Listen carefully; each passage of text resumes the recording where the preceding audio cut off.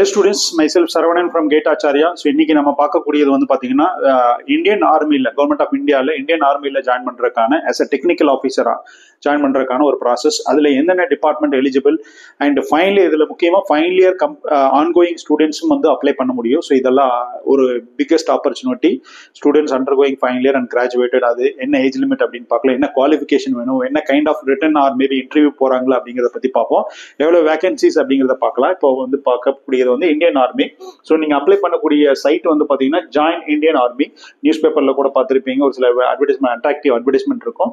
So NIC.in அப்படிங்கிற வெப்சைட்ல தான் பண்ணணும். ஸோ இவங்களுடைய course or maybe joining procedure எப்படி போட்டிருக்காங்கன்னா 65th short service commission SSC அப்படின்னு சொல்லக்கூடியது ஷார்ட் சர்வீஸ் கமிஷன் டெக்னிக்கல் இங்க போட்டிருக்கு பாத்தீங்களா. So this is what technical. So this not related to administration. Technical men October 2025 அப்படின்னு போட்டிருக்காங்க. So this is men batch.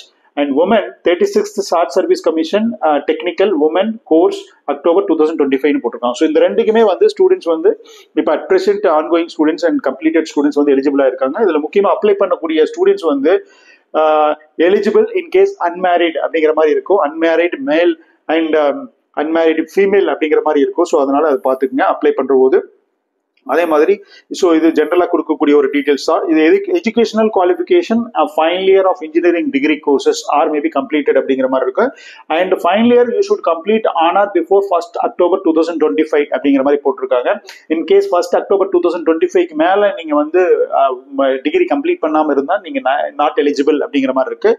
Most probably சவுத்துல வந்து பாத்தீங்கன்னா உங்களுக்கு ஏப்ரல் மேலேயே உங்களுக்கு கம்ப்ளீட் ஆயிடும். So that no problem. And 12 weeks from once you get selected right after 1st October 2025 அப்புறம் வந்து உங்களுக்கு ஒரு 12 weeks ட்ரைனிங், நியர்லி 1 year வந்து உங்களுக்கு ட்ரைனிங் இருக்கு. எங்கன்னா ப்ரீ கமிஷன் ட்ரைனிங் அகாடமி அப்படின்னு சொல்லிட்டு இருக்கக்கூடிய பிளேசஸ்ல உங்களுக்கு training for this once you got selected அப்படிங்கிற பட்சத்தில். ஸோ அதுக்கான ப்ரொசீஜர் பார்ப்போம். So those are getting in to the final year after graduation after நீங்க கண்டினியூ பண்ணிட்டு இருந்தீங்கன்னா 1st October அப்புறமே நீங்க ஃபைனல் இயர் முடிக்கக்கூடிய கேண்டிடேட்டா இருந்ததுன்னா நாட் எலிஜிபிள். இன்கேஸ் பேக்லாக் இருந்ததுன்னு சொன்னாக்கா, ஃபார் எக்ஸாம்பிள் ஃபைனல் இயர் எழுதுறீங்க, இதுக்கு அப்ளை பண்றீங்க, பட் ஃபைனல் இயர்ல வந்து பேக்லாக் விழுந்துருச்சு அப்படின்னாலும் நீங்க not eligible for SSB interview அப்படிங்கிற மாதிரி சொல்லியிருக்காங்க. இன்ஜினியரிங் டிசிப்ளின்ல என்னென்ன இன்ஜினியரிங் டிசிப்ளின்ஸ் வந்து ரெக்ரூட் பண்றாங்கிறத பார்ப்போம். ஸோ மெயினா அதுல ரெக்ரூட் பண்றது வந்து பாத்தீங்கன்னா சிவில் இன்ஜினியரிங் டிபார்ட்மெண்ட்ஸ்ல வந்து நீங்க வந்து graduated maybe in equivalent streams, civil மட்டும் இல்லாம அது ரிலவெண்டான டிபார்ட்மெண்ட் கன்ஸ்ட்ரக்ஷன் டெக்னாலஜி அந்த மாதிரி எல்லாம் படிச்சிருக்கலாம். Number of vacancies released as 75 அப்படிங்கிற மாதிரி போட்டிருக்கு. ஸோ கோர்ஸுக்கு ஸோ இதுல வந்து பாத்தீங்கன்னா செகண்ட் ட்ரைனிங் கோர்ஸுக்கு ஸோ செகண்ட் கம்ப்யூட்டர் சயின்ஸ் போட்டிருக்காங்க. கம்ப்யூட்டர் சயின்ஸ் அண்ட் இன்ஜினியரிங்ல வந்து MSc கம்ப்யூட்டர் சயின்ஸ் படிச்சிருக்கலாம். ஸோ இந்த மாதிரி நிறைய கோர்சஸ் இருக்கு. இன்ஃபர்மேஷன் டெக்னாலஜி, நம்ம ஸ்டூடெண்ட்ஸ் படிக்கக்கூடிய artificial intelligence, machine learning, data science, இந்த மாதிரி courses, robotics, right. So many departments இவங்க எல்லாருமே எலிஜிபிள் தான். ஸோ இது ஒரி படிக்க வேண்டிய அவசியம் இல்லை. கம்ப்யூட்டர் சயின்ஸ் முடிச்சிருந்தா மட்டும்தான் நீங்க போகணும் அப்படிங்கிற மாதிரி எல்லாம் இல்லை. ஸோ 60 வேகன்சிஸ் இருக்கு. ஸோ அதுல அடுத்து வந்து பாத்தீங்கன்னா இருக்கக்கூடிய department electrical and electronics, electrical ரிலேட்டடான course like power system, right. So இந்த மாதிரி எல்லாம் முடிச்சிருந்தீங்க. 33 டிஃபரெண்ட் டிபார்ட்மெண்ட். இன்ஸ்ட்ருமெண்டேஷன் கண்ட்ரோல் இருக்கு, instrumentation technology, instrumentation electronics, right, electronics and instrumentation electronics, right. So இந்த மாதிரி கண்ட்ரோல் இன்ஜினியரிங் இவங்க எல்லாமே வந்து பண்ண முடியும். எலக்ட்ரானிக்ஸ் வந்து பாருங்க. ஸோ இதுல எலக்ட்ரானிக்ஸ்ல வந்து பவர் எலக்ட்ரானிக்ஸ் கூட வர்றாங்க. பவர் எலக்ட்ரானிக்ஸ், எலக்ட்ரானிக்ஸ் இன்ஜினியரிங்ல முடிச்சது, டிஜிட்டல் டெக்னிக்ஸ், இதெல்லாம் வந்து பாத்தீங்கன்னா ஒரு சில இடத்துல இருக்கக்கூடிய ஒரு UG கோர்சஸா இருக்கும். ஆப்டிக்ஸ், ஆப்டோ எலக்ட்ரானிக்ஸ் இந்த மாதிரி எல்லாம் இருக்கு. ஸோ இதுல MSc முடிச்சிருந்தாலும் வந்து MSc எலக்ட்ரானிக்ஸ் இந்த மாதிரி இருந்தாலும் எலிஜிபிள் இருக்காங்க. 64 வேகன்சிஸ் அப்படிங்கிற மாதிரி இருக்கு. Then followed by mechanical is about 101. So it's nearly highest number of vacancies, right. Mechanical மெக்கானிக்கல்லையே ப்ரொடக்ஷன் முடிச்சிருந்தாலும், ஆட்டோமொபைல் முடிச்சிருந்தாலும், ஏரோநாட்டிக்கல் முடிச்சிருந்தாலும், ஏரோஸ்பேஸ் முடிச்சிருந்தாலும், ஏவியானிக்ஸ் முடிச்சிருந்தாலும் நீங்க வந்து எலிஜிபிளா இருக்கீங்க. 101 வேகன்சிஸ் இருக்கு. ஸோ இதுல வந்து இண்டஸ்ட்ரியல் இன்ஜினியரிங் இந்த மாதிரி கோர்சஸ் நீங்க பண்ணியிருந்தாலும் உங்களுக்கு வாய்ப்பு இருக்கு அப்படிங்கிற மாதிரி போட்டிருக்காங்க. கோத்ரூ பண்ணுங்க. டிஸ்கிரிப்ஷன்ல இந்த PDF கொடுக்குறேன். நீங்க அப்ளை பண்றதா இருந்ததுன்னா கோத்ரூ பண்ணிட்டு அப்ளை பண்ணுங்க. அதே மாதிரி MSc ரிலேட்டட் கோர்சஸ் வந்து பாத்தீங்கன்னா உங்களுக்கு different courses, plastic technology, remote sensing, biomedical, medical electronics, food technology, agriculture engineering, metallurgical engineering இந்த மாதிரி எல்லாம் பண்ணியிருந்தீங்கன்னா உங்களுக்கு எலிஜிபிள் இருக்கு அப்படிங்கிற மாதிரி போட்டிருக்காங்க. ஸோ இதெல்லாம் go through and textile engineering, right. 17 vacancies தான் இருக்கு இதுல ஆல் டுகெதர், ரைட். இதுல உமன்ஸ்க்கு இதுக்கு முன்னாடி பார்த்தது எல்லாமே வந்து மென்னுக்கான வேகன்சிஸ் நம்ம போட்டிருந்தோம் செப்பரேட் பேட்ச் அப்படின்னு போட்டு. ஸோ இது வந்து மென்னுக்கான வேகன்சி. உமனுக்கான வேகன்சிஸ்ல வந்து பாத்தீங்கன்னா அந்த பேட்சஸ் நம்ம எப்படி சொல்றாங்கன்னா எஸ்எஸ்சி டெக்னிக்கல் 36 உமன் அப்படிங்கிறதுல வந்து 7 vacancies related to civil and related to other department like computer science 4 vacancies. Similar உங்களுக்கு நம்பர் ஆஃப் வேகன்சிஸ் மட்டும் கம்மியா இருக்கு. Electrical 3, so electronics 6. இது மெயினா பார்க்கக்கூடியது வந்து டெக்னிக்கல் ஃபீல்ட்ல நீங்க போய் ஒர்க் பண்ற மாதிரியான ஒரு ஆபரேஷன்ஸ். மெக்கானிக்கல் 9. ஸோ உமனுக்கு கம்பேரிட்டிவ்லி மென்னை கம்பேர் பண்ணல வேகன்சிஸ் கம்மியா இருக்கு. But anyway, so those are interested you can try for this அப்படின்னு நான் சொல்லிக்கிறேன். செலெக்ஷன் ப்ராசஸ், ஸோ இதுதான் முக்கியம். ஸோ செலெக்ஷன் எப்படி சார் பண்றாங்க அப்படின்னு வந்து பாத்தீங்கன்னா, first of all you have to apply for this போர்ட்டல்ல வந்து நீங்க அப்ளை பண்ணணும். தென் பேஸ்ட் ஆன் உங்களுடைய மார்க் பேஸ் பண்ணி பர்சன்டேஜ் பேஸ் பண்ணி உங்களுக்கு they use to short list the candidate and you will be called for interview. and interview slot நீங்க தான் ஃபிக்ஸ் பண்ண போறீங்க. டேட் நீங்க தான் வந்து ஆன்லைன்ல போயிட்டு நீங்க பிக் பண்ணி எடுக்க போறீங்க டேட்டை.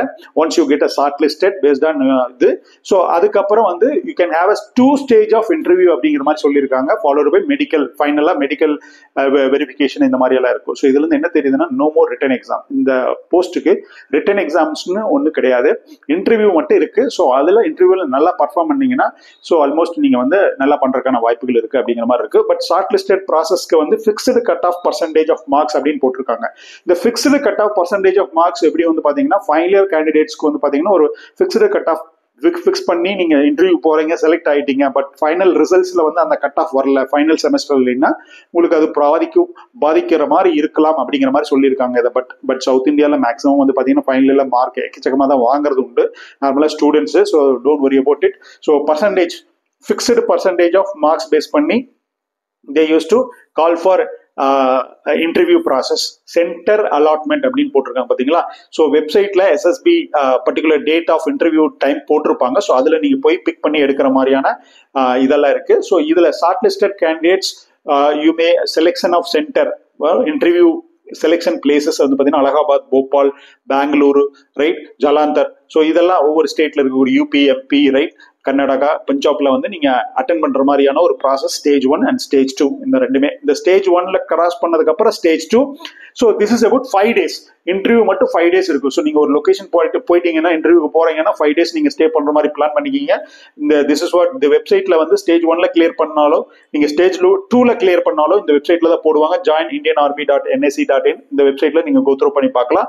இன்கேஸ் ஃபைனலா ஸ்டேஜ் 1 ஸ்டேஜ் கம்ப்ளீட் பண்ணிட்டீங்க, மெடிக்கலி ஃபிட் அப்படிங்கிறதுக்கான ப்ராசஸ் பண்ணிட்டாங்கன்னு சொன்னாக்கா then you will be get selected. Mainly இங்க தெரிஞ்சுக்க வேண்டியது என்ன, மெடிக்கலி ஃபிட் அப்படிங்கிறதுக்கு மெடிக்கல் எக்ஸாமினேஷன்ஸ்ல நீங்க வந்து எப்படி இருக்கணும் ஆர்மியில ஜாயின் பண்ணணும்னா அப்படின்னு சொல்லிட்டு இந்த டீடைல்ஸ் கொடுத்துருக்காங்க. அவங்க வெப்சைட்லேயே போய் பாருங்க அப்படின்னு சொல்லிட்டு. ஸோ இன்கேஸ் மெடிக்கல் இஷ்யூ ஏதாவது இருந்ததுன்னா நீங்க போய் செக் பண்ணிக்கோங்க whether you are eligible for sending this kind of application form. In case எல்லாம் செலக்ட் ஆயிட்டு மெடிக்கல் இஷ்யூஸ் வந்துச்சுன்னு சொன்னாக்கா.